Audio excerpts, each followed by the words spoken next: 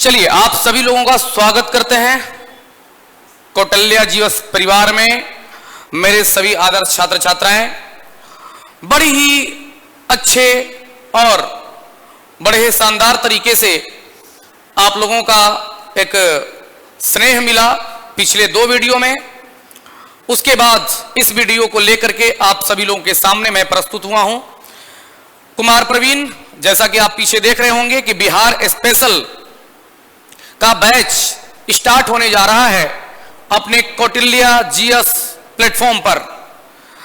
Pradeep sir के नेतृत्व में ये एक आदेश जो है कि ही समझेंगे उसको हम, और जितने भी राज्य स्तरीय परीक्षाएं हैं जैसे बीपीएससी, तो आगामी बीपीएससी 69वीं है, या उसके बाद अगर आपको 70वीं बीपीएससी भी तैयारी कर रहे हैं तो आप इस जो है कि कोर्स को लेकर के आप अपने तैयारी को एक नया आयाम दे सकते हैं। यहां पर आप देखेंगे बिहार स्पेशल का बैच स्टार्ट होने जा रहा है 30 मई को सुबह 10 बजे से ऑफलाइन हॉल नंबर 3 में, जो कौटिल्य जीएस के जो है कि कैंपस में अगर आएंगे किसान कोल्ड स्टोरेज में, तो कौटिल्य जीएस का जो प्रदीप सर का अपना जीएस का बड़ा वाला क्लासरूम है जीएस 1, उसके ठीक बगल में बीपीएससी का स्पेशल क्लासरूम जीएस 3 है, उसी में यह बैच चलेगा। कब से? 30 मई को सुबह 10 बजे से 10 से 11, 1 घंटा आपका बीपीएससी और बिहार शिक्षक भर्ती हो, सचिवालय सहायक हो या राज्य स्तरीय कोई भी परीक्षा हो, उसके लिए आपके बिहार स्पेशल में बिहार का इतिहास, बिहार का ज्योग्राफी, बिहार का पॉलिटिकल साइंस, उसके बाद इकोनॉमिक्स, विविध और करेंट अफेयर्स, ये सारे जो है कि चीजें एकदम कंप्लीट आपको रूप में मिलेगा।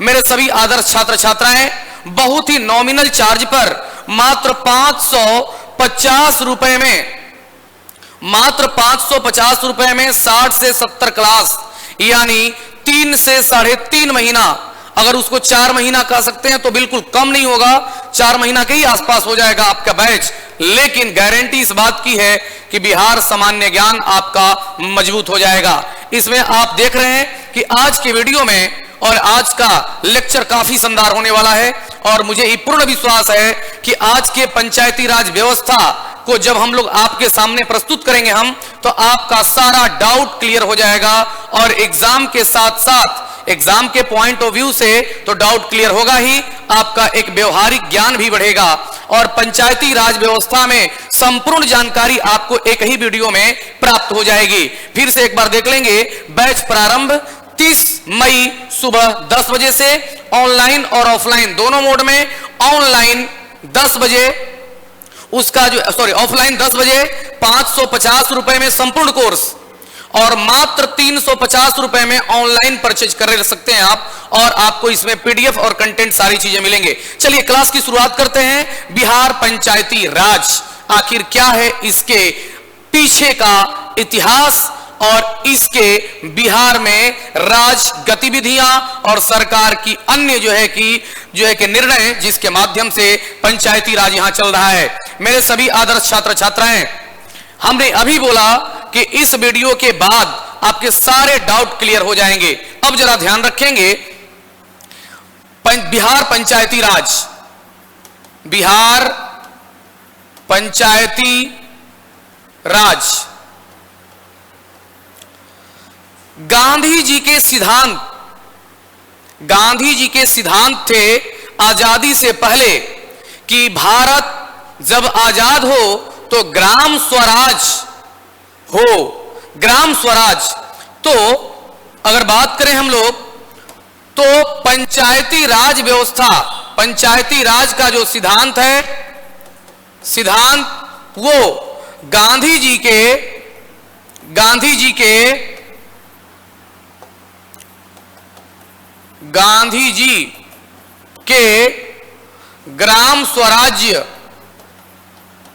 ग्राम स्वराज्य के परिकल्पना पर आधारित है, परिकल्पना पर आधारित है। अब ये ग्राम स्वराज्य का क्या कॉन्सेप्ट है, तो जरा ध्यान रखेंगे, यहां पर थोड़ा सा हम लोग बात करेंगे ग्राम स्वराज्य के बारे में। ग्राम स्वराज्य, ग्राम स्वराज्य। ग्राम स्वराज्य में लघु उद्योग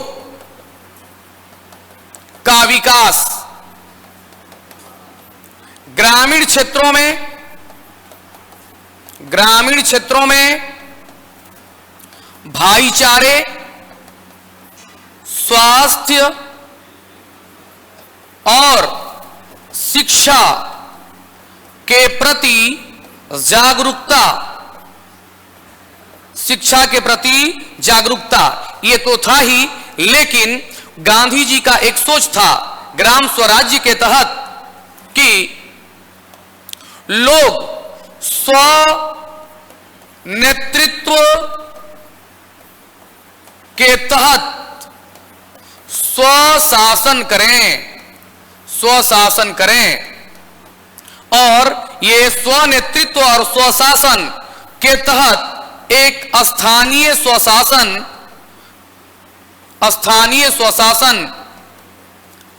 का अवधारणा सामने निकल के आया। ये आजादी के पहले से ही गांधी जी के सोच हुआ करते थे। अब जरा ध्यान रखेंगे कि स्थानीय स्वशासन की जब बातें आई तो स्थानीय स्वशासन के लिए संविधान निर्माताओं ने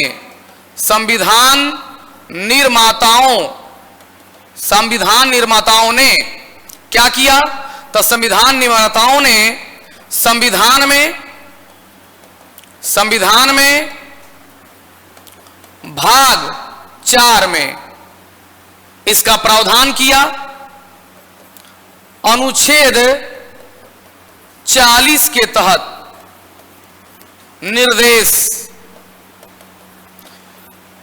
भाग 4 में अनुच्छेद 40 के तहत यह निर्देश दिया गया कि राज्य स्थानीय स्वशासन को बढ़ावा देने के लिए ग्राम पंचायत का गठन करे तथा उसे ऐसी स्वायत्तता प्रदान करे कि वह अपने अनुसार अपने बलबूते आगे बढ़ सके। अब जरा ध्यान रखेंगे, अगर बात करें स्थानीय स्वशासन यानी ग्राम पंचायती राज, तो ग्राम पंचायती राज का अगर बात करेंगे हम लोग, तो ग्राम पंचायती राज राज्य सूची का विषय है, राज्य सूची का विषय है।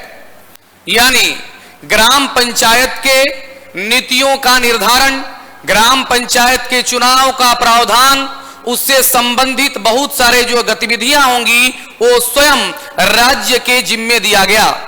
यानी अगर बात करें तो राज्य सूची के विषय के तहत जब आया तो ये नीति का निर्माण,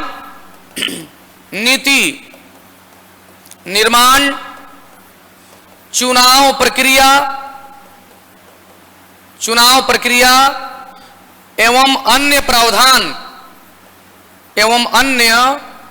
प्रावधान किए गए।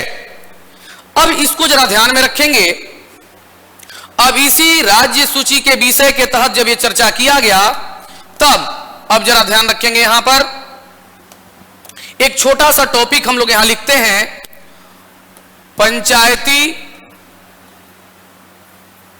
राज व्यवस्था का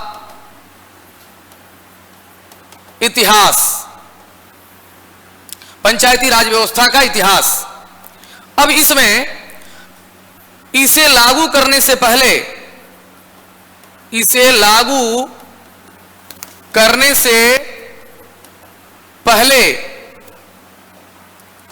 क्या लागू किया गया? सामुदायिक विकास कार्यक्रम। कब? 2 अक्टूबर 1952। ये बीपीएससी ने कई बार प्रश्न पूछा है। कब किया गया? 2 अक्टूबर 1952, जिसमें जो है कि स्थानीय स्तर पर लोगों के स्वास्थ्य के प्रति जागरूक करना, शिक्षा के प्रति जागरूक करना, स्थानीय स्वशासन को बढ़ावा देना, साथ ही साथ जो है कि परिवार उन्मूलन को भी बढ़ावा देना। यानी ये सारी बातें 1952 में कर दी गई, लेकिन तत्कालीन जवाहरलाल नेहरू जी की सरकार ने 1957 में बलवंत राय मेहता समिति का जो है कि गठन किया। अब यहां पर बात करेंगे संबंधित समितियों के बारे में। संबंधित समितियां, तो संबंधित समितियों के बारे में बात करेंगे, तो जरा यहां पर आ जाएंगे हम लोग।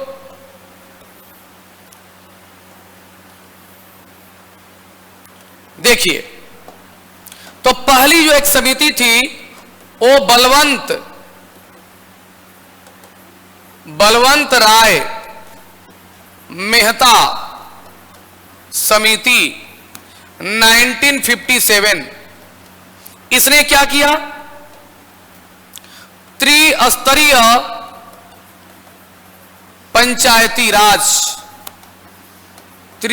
पंचायती राज का सिफारिश किया।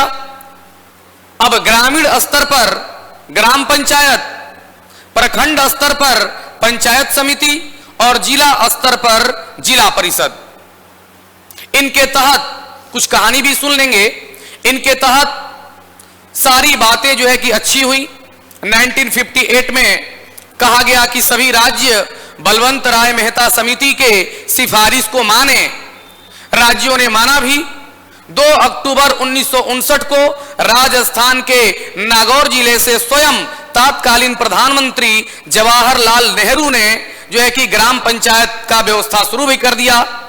1960 के मध्य तक सभी जो है कि राज्यों ने लगभग ग्राम पंचायती व्यवस्था को जो है कि पंचायती राज व्यवस्था को लागू भी कर दिया। लेकिन तृतीय पंचवर्षीय योजना के दौरान वित्तीय जो है कि सुविधाएं नहीं मिलने के कारण जो है कि प्रक्रियाएं सारी जो है कि धीरे धीरे नीचे चलती गई और यह पूरी तरह से असफलता की ओर अग्रसर हो गया, यानी सफल नहीं हो पाया।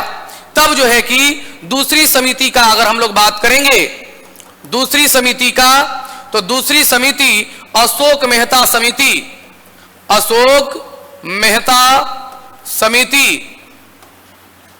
1977। इसने क्या किया? द्विस्तरीय पंचायती राज व्यवस्था, द्विस्तरीय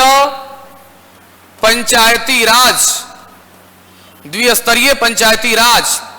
इसमें मंडल स्तर पर मंडल पंचायत, जिला स्तर पर जिला परिषद। तब 1978 में तत्कालीन जनता पार्टी की सरकार ने इसको अस्वीकृत कर दिया।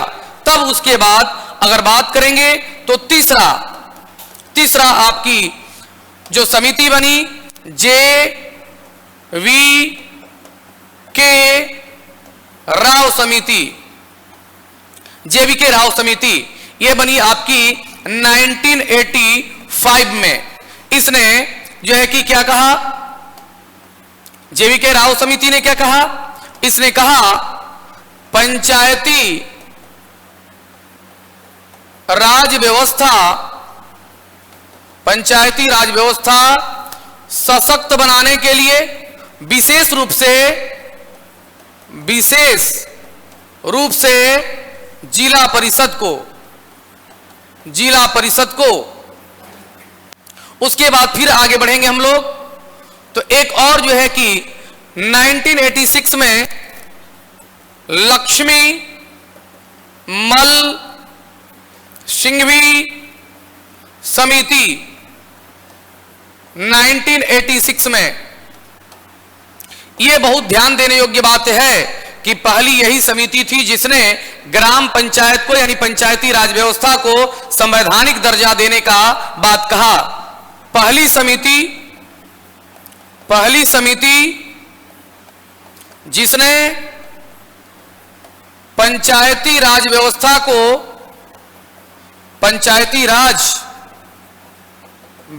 को संवैधानिक दर्जा देने का बात कहा, संवैधानिक दर्जा देने के लिए।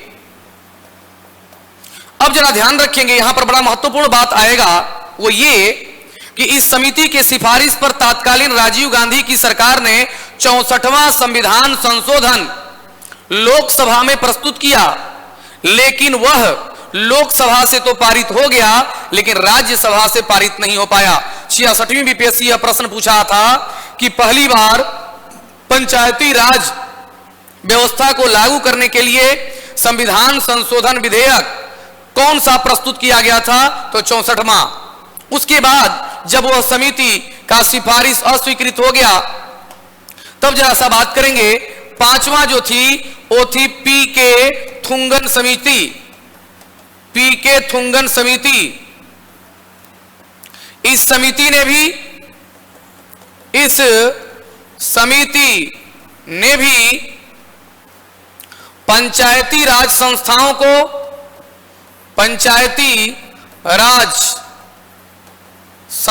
को संवैधानिक दर्जा देने की बात कही।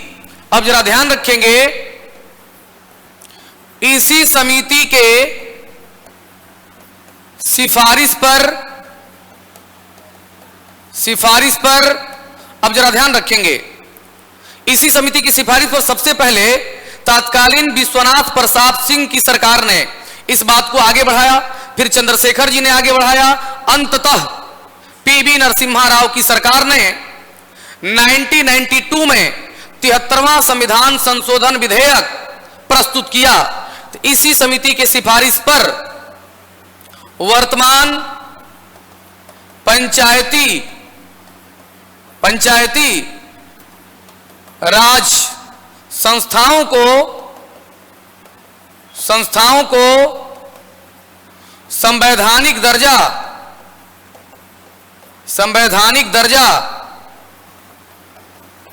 प्रदान किया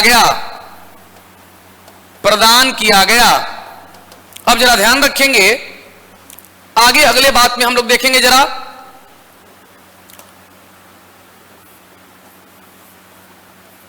तिहत्तरवां संविधान संशोधन विधेयक,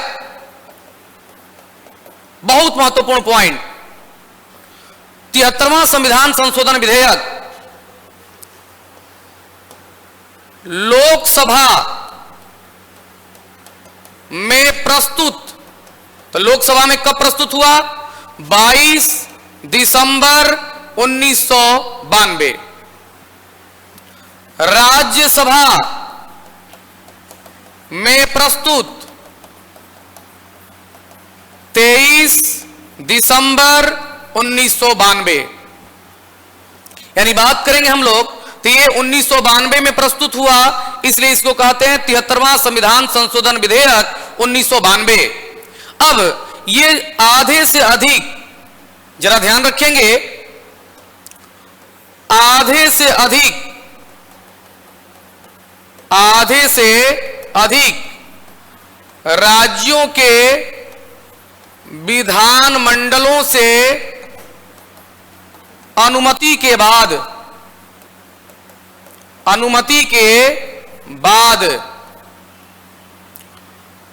20 अप्रैल 1993 को तत्कालीन राष्ट्रपति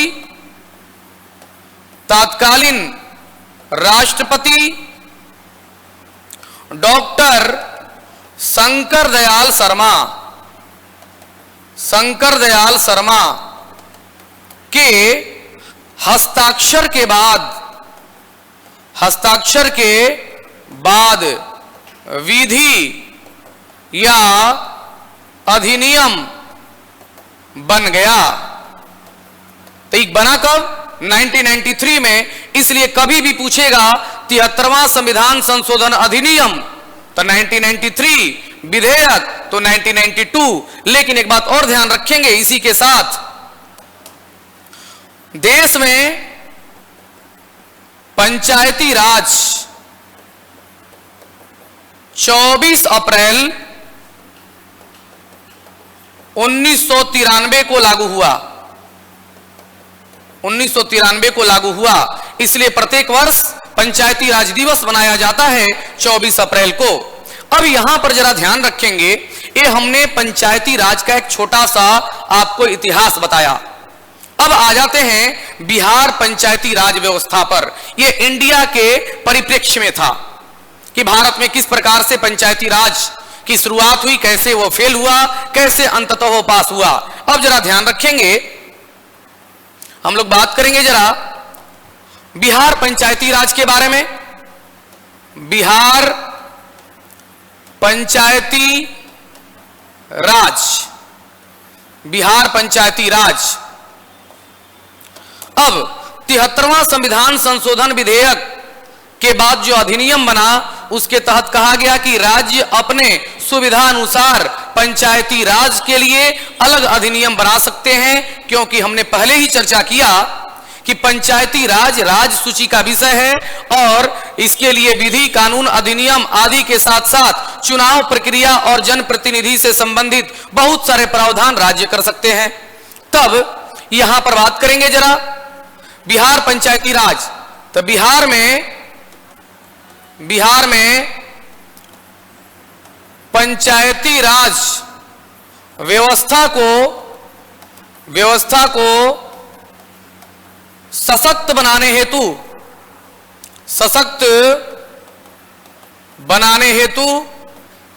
वर्ष 2006 में एक अधिनियम लाया गया।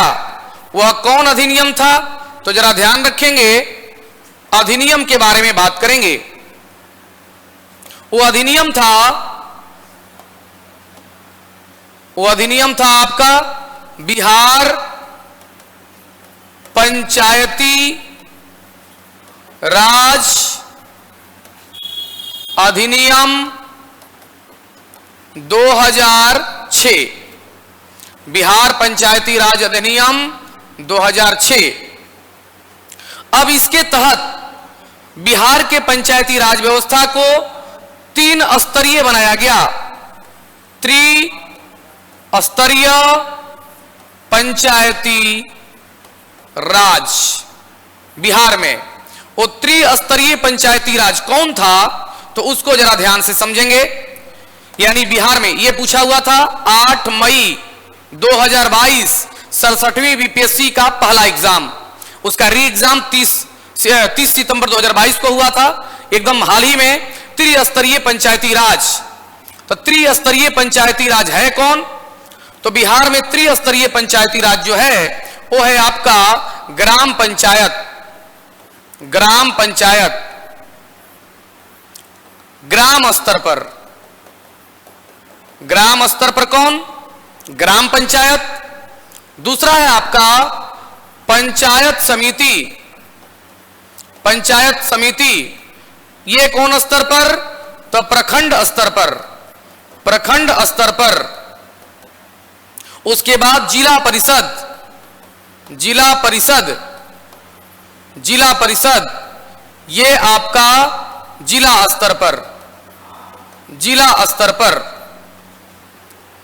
स्तर पर। अब जरा ध्यान देंगे, ये हमारे बिहार में 3।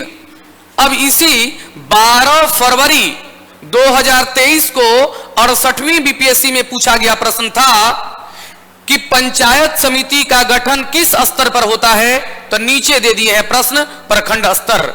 एकदम इस चीज का विश्वास रखिए मेरे सभी आदर्श छात्र छात्राएं कि बिहार स्पेशल के थ्रू बिहार ज्योग्राफी हो, बिहार हिस्ट्री हो, बिहार पॉलिटी हो, बिहार इकोनॉमिक सर्वे, बजट या अन्य कार्यक्रम हो या करेंट अफेयर्स तथा विविध हो, आपको एक स्मार्ट तरीके से पढ़ाया जाएगा ताकि आपकी तैयारी भी स्मार्ट तरीके से हो और एक स्मार्ट ऑफिसर आप बने। ज्यादा उलझन नहीं, ज्यादा बोझ नहीं, टू दी पॉइंट, समझदारी खूब, होलिस्टिक अप्रोच में चर्चा, जो आपके कॉपी से एक लाइन से आपके जो है कि एग्जाम में पूछे और आप मुस्कुराएं कि कुमार प्रवीण ने बिहार स्पेशल में कुछ ऐसा चीज हमको बताए जो सच में एग्जाम में हमारे लिए लाभदायक हुआ। इस चीज का विश्वास दिलाते हैं। और बता दें कि इस कौटिल्या जीएस के साथ साथ हम बोल दें कि इस पूरे एरिया में इस टाइप का हमको आपको पहला बिहार स्पेशल का क्लास देंगे, जो आपको पढ़ने में भी काफी मजा आएगा और आपके एग्जाम में प्रश्न एकदम लाइन बाय लाइन बनेंगे।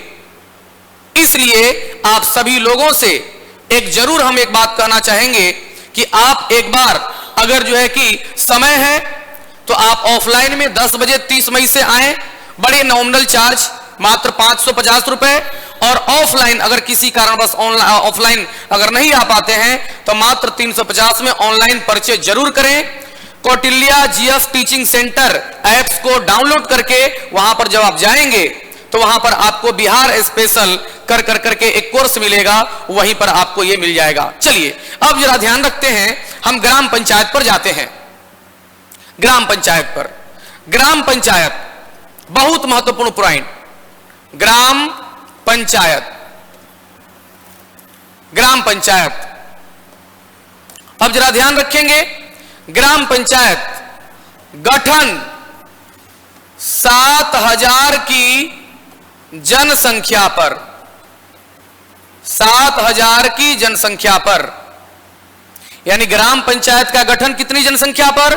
7000 की जनसंख्या पर।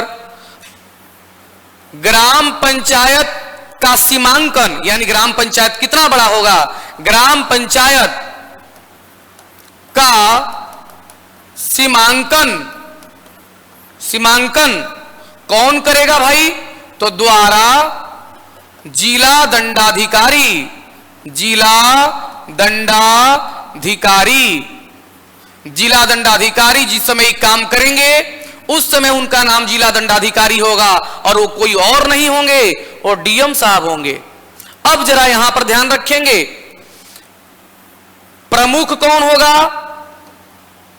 तो प्रमुख होंगे मुखिया, मुखिया, यानी ग्राम पंचायत का प्रमुख कौन? मुखिया। अब एक बात ध्यान रखेंगे, एक ग्राम पंचायत में वार्ड कितने होंगे? तो वार्ड सामान्यतः 14, सामान्यतः 14। अब यहां पर सामान्यतः 14 वार्ड हो गए, 7000 की जनसंख्या है, 7000। अब जरा ध्यान रखेंगे एक बात और,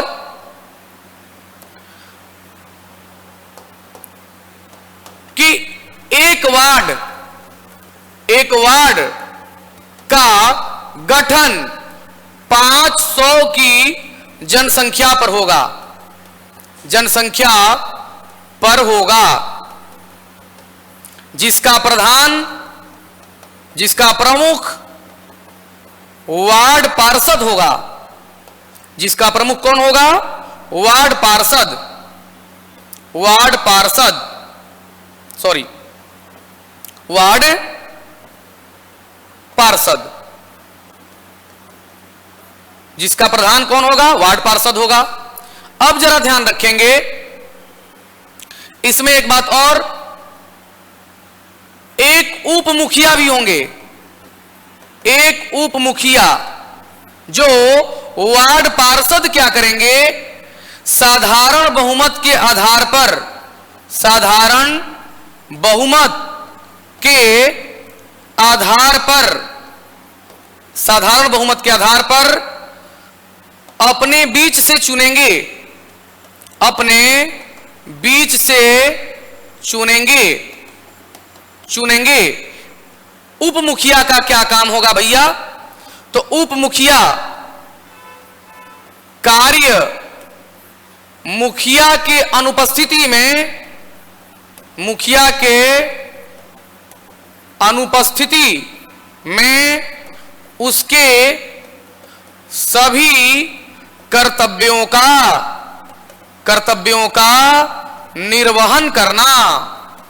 चलिए आप लोग यहां समझ सकते होंगे, हमने अभी बताया कि ग्राम पंचायत पंचायती राज व्यवस्था की बिहार पंचायती राज अधिनियम 2006 के तहत सबसे निचली इकाई है, जिसका गठन प्रत्येक 7000 की जनसंख्या पर किया जाएगा और इसका प्रधान मुखिया होंगे, जो संबंधित ग्राम पंचायत के मतदाताओं द्वारा प्रत्यक्ष ढंग से चुने जाएंगे और ग्राम पंचायत का सीमांकन जिला दंडाधिकारी करेंगे, जो सामान्यतः जिलाधिकारी ही होते हैं। और 14 वार्ड होंगे एक ग्राम पंचायत में। एक वार्ड में 500 लोगों की जनसंख्या पर एक वार्ड का गठन किया जाएगा और उस वार्ड का जो प्रमुख व्यक्ति होगा वो 500 लोगों के बीच से ही चुना जाएगा।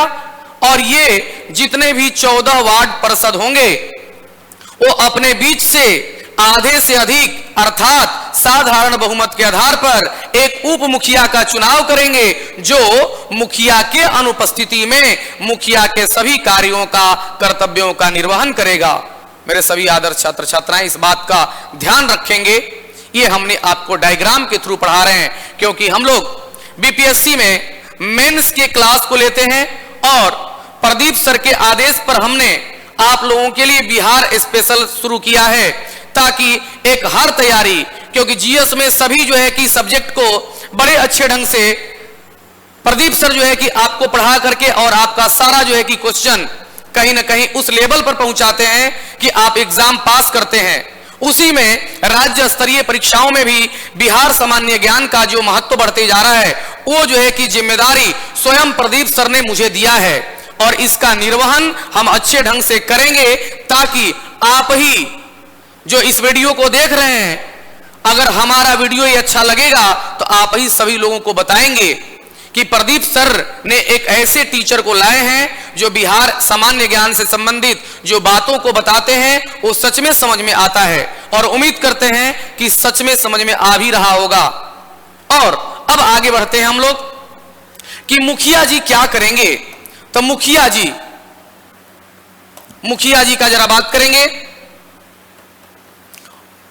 मुखिया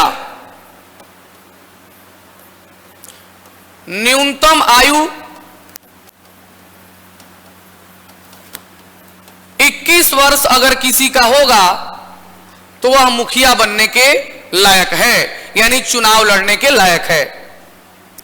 मुखिया जी का कार्यकाल का अगर बात करेंगे, कार्यकाल तो मुखिया जी का जो कार्यकाल है वो 5 वर्ष का होगा। 5 वर्ष। इसका चर्चा अनुच्छेद 243 ई में है। 243 ई में मुखिया जी की शक्ति की चर्चा 243 जी में है। अब जरा ध्यान रखेंगे, मुखिया जी के प्रशासनिक सलाहकार जो होंगे, प्रशासनिक सलाहकार, उनका नाम होगा ग्राम सेवक या पंचायत सेवक। पंचायत सेवक,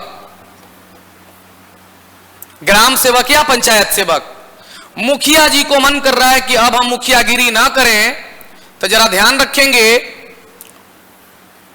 अपना इस्तीफा, मुखिया जी के बारे में सारा बात हो रहा है, अपना इस्तीफा जिला पंचायती राज पदाधिकारी को दे सकते हैं।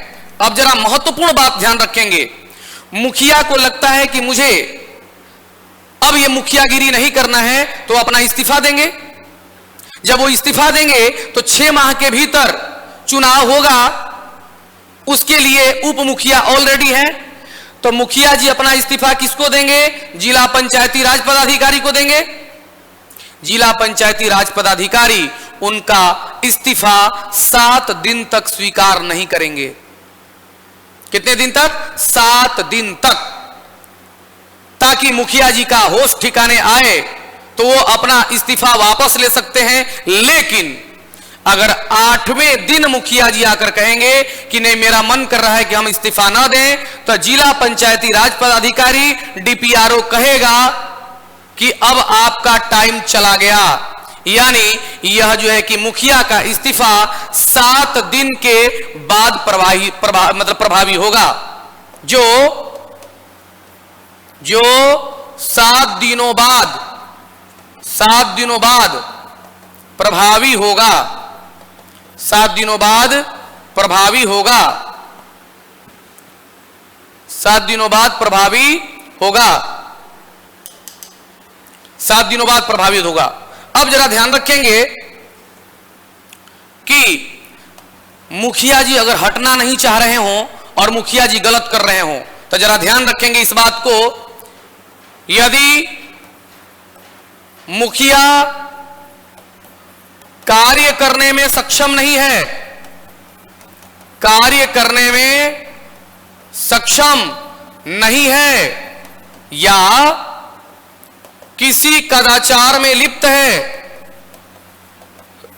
किसी कदाचार में लिप्त है, तो इसे अविश्वास प्रस्ताव के आधार पर, इसे अविश्वास प्रस्ताव के माध्यम से हटाया जा सकता है, हटाया जा सकता है।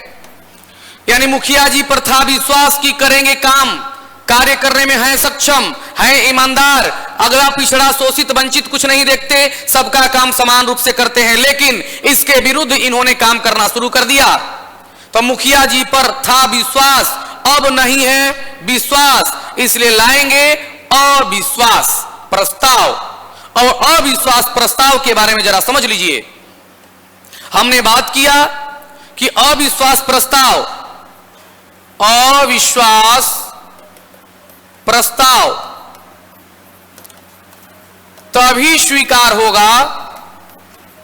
स्वीकार होगा जब संबंधित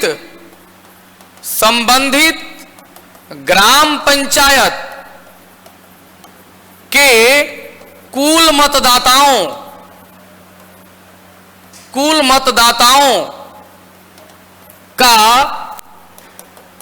1/5 या 20% लोग इसके पक्ष में हों, यानी मुखिया जी के खिलाफ अविश्वास प्रस्ताव तभी स्वीकार होगा जब उस ग्राम पंचायत के 1/5 लोग या 20% लोग लिखित हस्ताक्षर करके डीपीआरओ को देंगे, यानी डिस्ट्रिक्ट पंचायती राज ऑफिसर को। लेकिन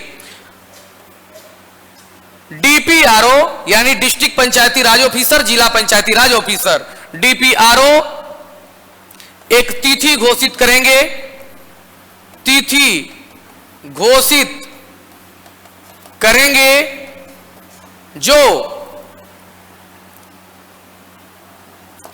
करेंगे जिस दिन विभिन्न मुद्दों पर चर्चा के बाद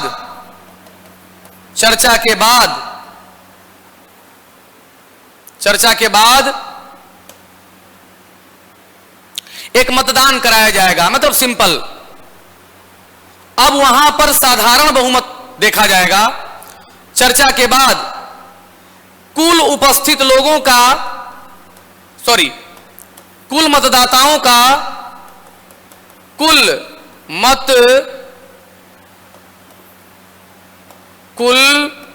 मतदाताओं का आधे से अधिक, अर्थात साधारण बहुमत के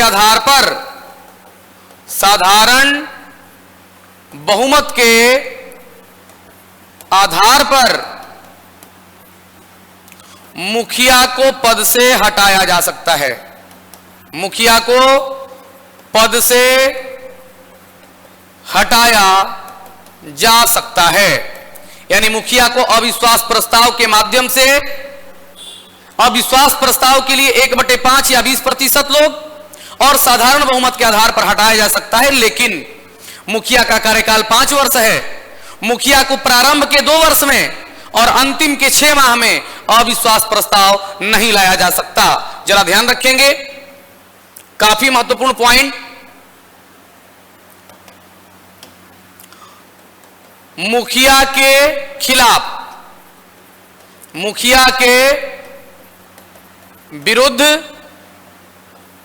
अब कार्यकाल है, कार्यकाल